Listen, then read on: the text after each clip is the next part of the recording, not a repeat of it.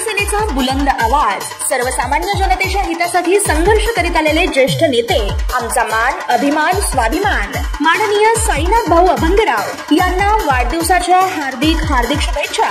सर्वसामान्य जनतेच्या सेवेसाठी श्री विठ्ठल त्यांना निरामय दीर्घायुष्य देवो हीच श्री विठ्ठल चरणी प्रार्थना। शुभेच्छुक सद्गुरू एंटरटेनमेंट फाउंडेशन पंढरपूर। अजित पवार या गटासह महाराष्ट्राच्या सत्तेत सहभागी झाले। 6 महिन्यांपासून अजित पवार हे राज्याचे उपमुख्यमंत्री म्हणून कारभार पाहत आहेत, तर त्यांच्या गटातील 8 आमदार मंत्री झाले आहेत। अजित पवार महायुतीत गेल्यापासून ते महाराष्ट्राचे मुख्यमंत्री होतील असा दावा सातत्याने वेगवेगळ्या पक्षातील किंवा त्यांच्याच नेत्यांकडून केला जात आहे। अजित पवारांनी विरोधी पक्षांमधील नेते असो अथवा अजित पवारांचे समर्थक अनेकांनी अजित पवार लवकरच मुख्यमंत्री होतील असा दावा केला आहे। एवढंच नाही तर त्यांचे बॅनर देखील लागले होते। आता चर्चांना राष्ट्रवादी अजित पवार गटाच्या अमोल मिटकरींच्या वक्तव्यामुळे पुन्हा एकदा उधाण आले आहे।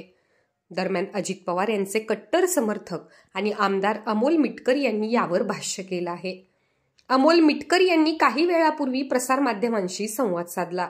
यावेळी मिटकरी म्हणाले, 2024चा संकल्प एवढाच की राज्याचे मुख्यमंत्री हे अजित पवार व्हावेत आणि त्यासाठी राष्ट्रवादी पडेल ते काम करेल।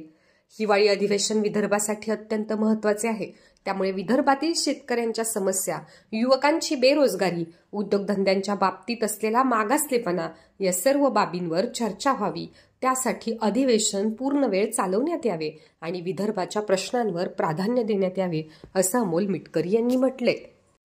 ताज्या घडामोडी पाहण्यासाठी आमच्या YouTube चॅनलवरील PVR न्यूजला सबस्क्राइब करा आणि शेजारील बेल आयकॉनवर क्लिक करा।